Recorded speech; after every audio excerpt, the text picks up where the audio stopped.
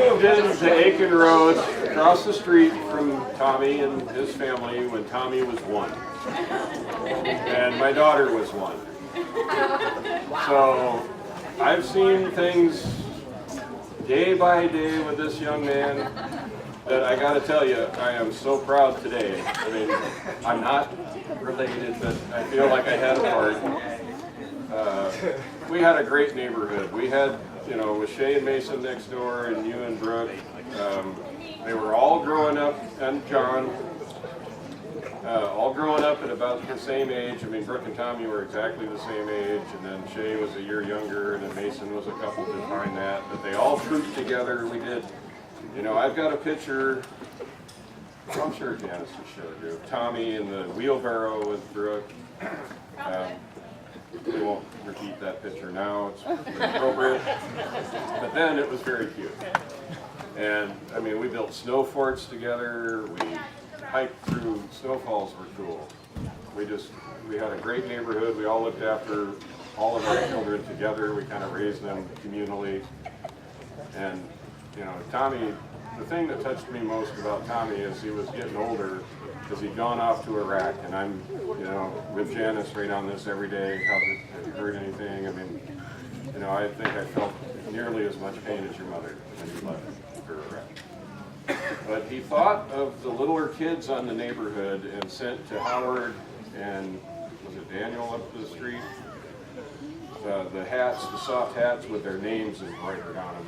I mean, he took the time out of what he was doing over there to send those kids in the neighborhood hats with their names on it. Dude, that touched me more than any single thing I think I've ever seen you do. You have become a great man, and I think your future, you're going to be a great husband and father. And I'm really looking forward to hopefully seeing that too.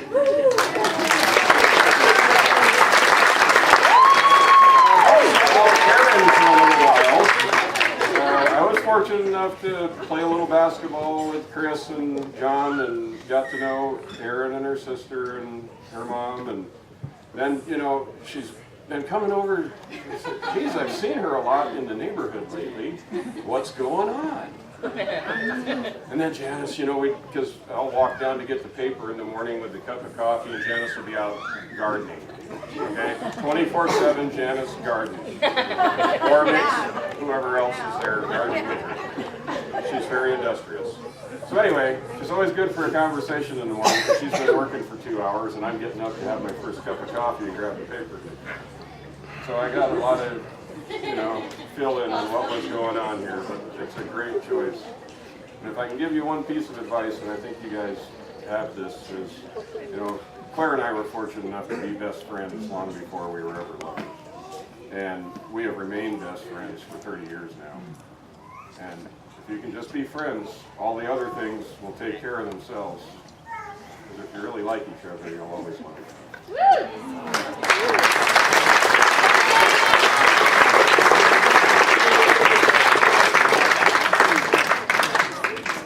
Thank you, Tim.